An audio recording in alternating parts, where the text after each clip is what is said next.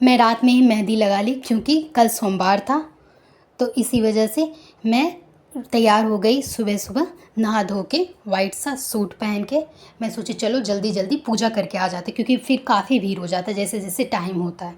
फिर उसके बाद मुझे बेलपत्र, फूल और माला लेना था भगवान जी के लिए, तो फिर मैं बेलपत्र, फूल, माला लेके उसके बाद फिर मुझे कुछ फ्रूट्स भी लेने थे प्रसादी के लिए। फिर मैं चली गई केला लेने के लिए, फिर केला लेके उसके बाद फिर गई मंदिर। वहाँ जाके देखती हूँ इतना ज़्यादा भीड़ है, इतना ज़्यादा, वहाँ लाइन लगी थी, लंबी सी लाइन, क्योंकि बहुत सारे सब आते हैं। अभी सोमवार का टाइम है, सोमवारी का टाइम है, तो सारे के सारे आते हैं पूजा करने के लिए।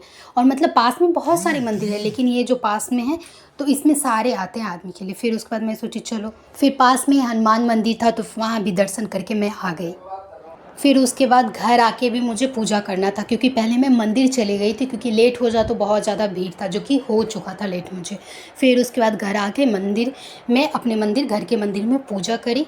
फिर उसके बाद जब पूजा करके फ्री हुई, फिर उसके बाद मैं सोची चलो कुछ पी लेते हैं, तो फिर उसके बाद चाय बना के पी। और मैंने हरी हरी चूड़ियाँ पहनी थी क्योंकि सावन है, तो मैं सोची चलो आज वाइट कुर्ते पे हरी हरी चूड़ियाँ पहनती हूँ, क्योंकि मेहंदी भी लाई थी मैं सोची, और इतना खूबसूरत लग रहा था हाथ मेरा बहुत ही ज़्यादा। उसके बाद फिर शाम में मैं सोची चलो जूस पी के आते हैं। फिर उसके बाद जाके मैं मौसमी का जूस पी के आ गई। फिर उसके बाद शाम कैसे कैसे हुआ पता ही नहीं चला।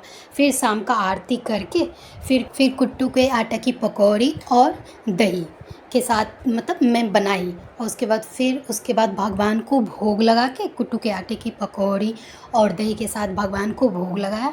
फिर उसके बाद मैं खुद खा ली प्रसादी वगैरह खा के, फिर उसके बाद खुद खाई। अगर आपको भी रेसिपी चाहिए कुट्टू के आटे की पकौड़ी का तो मैं शेयर कर सकती हूँ, तो नीचे कमेंट करके, वीडियो के नीचे कमेंट करके आप मुझे बता सकते हैं आपको रेसिपी चाहिए, तो मैं फिर उसके बाद शेयर कर दूँगी। तो थैंक यू।